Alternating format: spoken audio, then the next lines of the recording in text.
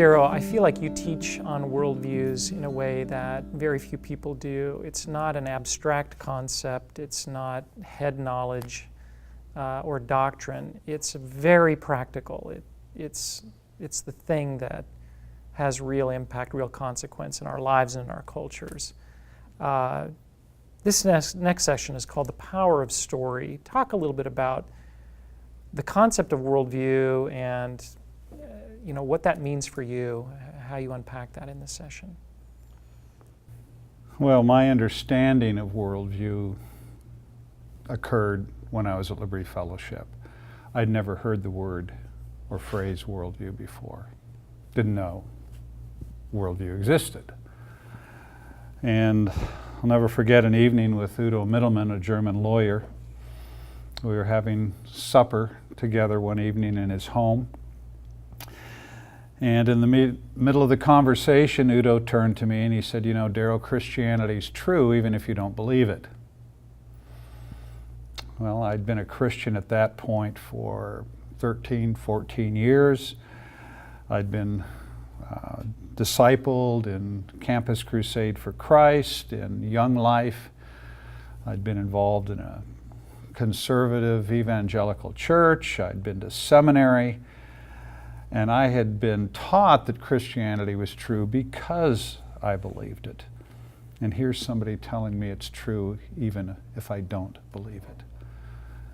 And that it caused a crisis in my faith. I didn't sleep for 2 nights. And I finally realized what he was saying to me. And what he was saying is that Christianity is true even if no one in the world believes it.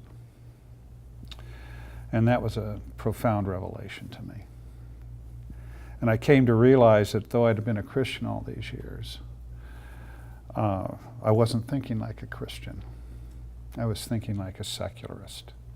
I'd grown up in the United States, been to public schools, watched television, watched movies, learned the language of secular materialism. So I had a born-again heart, but my mind was not born again.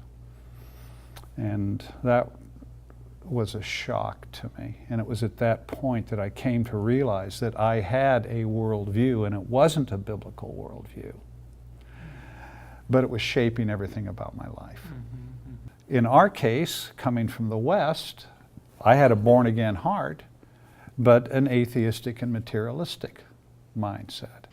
And today, young Christians in the West, they don't have a modern mindset, they have a postmodern mindset.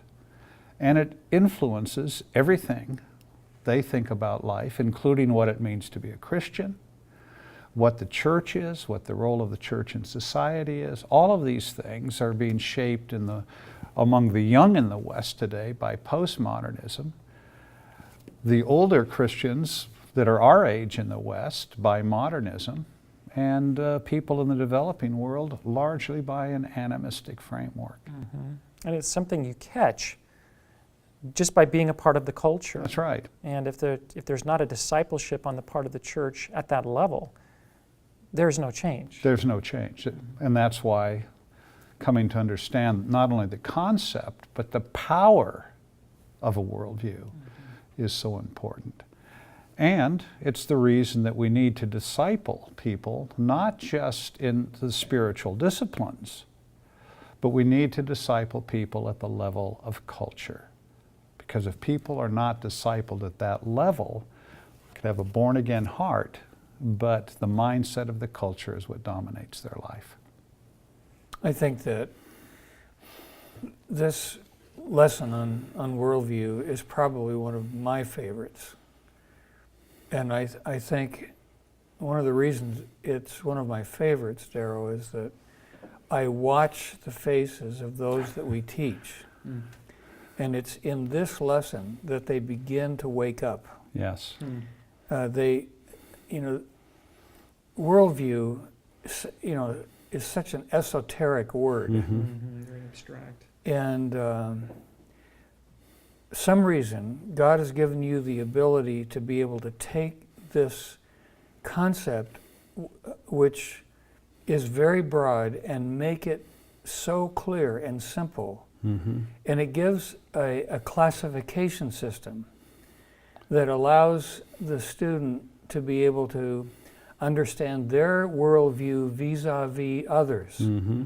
Yes. And not, with 54 varieties, but it summarizes it so that you can really grasp the concept of worldview and look at the comparisons of what the end consequences are of holding those various worldviews.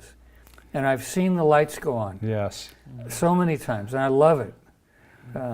Sometimes kids study worldview and they come out with not really understanding what worldview is about or what the differences in different worldviews really are. They think it's a statement of doctrine. Like if I just memorize these 10 points of doctrine, then I must have a Christian worldview. And yet what they function off of, what functions in terms of their decisions and guiding their life is something very different. This is an important lesson. I remember having a man from a seminary call us at the Disciple Nations Alliance because he was putting together a worldview, a list, sort of a worldview catalog of the different organizations that were working in worldview. He'd never heard of the DNA, but his son who was working as a missionary in South America, and he was very familiar with what we taught and the impact that what the DNA was teaching, how it was impacting people in South America. And his son said, you need to call these guys at Disciple Nations Alliance. So he called and we chatted on the phone and he said, I have talked to several hundred people who are leaders of organizations that focus on worldview. And he said, you are doing something different. And I said, what is that? And he said, you make worldview practical.